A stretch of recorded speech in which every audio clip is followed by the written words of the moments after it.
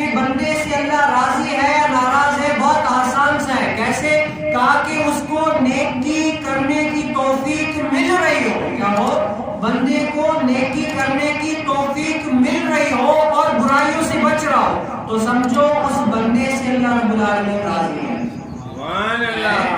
جس بندے کو نیکی کی توفیق ملے اور برائیوں سے بچے، تو علماء لکھتے ہیں کہ اس بندے سے اللہ رب العالمین راضی ہے۔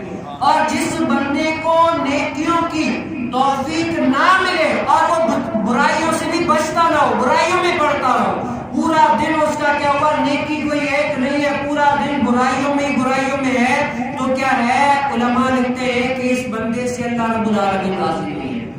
اب یہ بات تو بہت آسان سی ہے، سمجھنے والے کے لیے بہت آسان ہے، لیکن اس دو جملوں میں اگر ہم دیکھیں نا کہ ہمارے پورے دن کے اندر کیا ہمیں نیکی کی توفیق ملتی ہے یا نہیں ہے؟ اگر ملتی ہے تو سبحان اللہ، اگر نہیں ملتی تو کیا کریں؟ کوشش کریں کہ ہمیں کوئی نہ کوئی نیکی والا کام میسر آئے۔ اور دوسرا کیا؟ برائیوں سے بچیں، جتنا ہو سکے برائیوں سے بچیں۔ ایک تو برائی یہ ہے کہ کسی کے ساتھ برا کر دینا، کسی کو چوری کر دینا یا شراب پلا دینا، یہ دوسرا برائی اس کو بھی کہتے ہیں کہ جو اللہ رب العالمین کے بندے کے اوپر لوازمات ہیں، جیسے فرض ہو گیا، یہ ہو گئی، جتنے بھی اللہ رب العالمین نے بندے کے اوپر لوازمات کیے ہیں وہ پورا نہ کرنا، یہ بھی برائیوں میں پڑنا ہے۔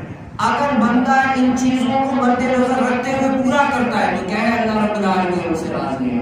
اور اگر بندہ کوئی نیکی کی توفیق اس کو نہیں مل رہی تو کیا کرے؟ کوشش کرے کہ کوئی نہ کوئی نیکی کی توفیق ملے۔ اگر نہیں مل رہی تو کیا ہے؟ اس سے اللہ رب العالمین راضی نہیں ہے۔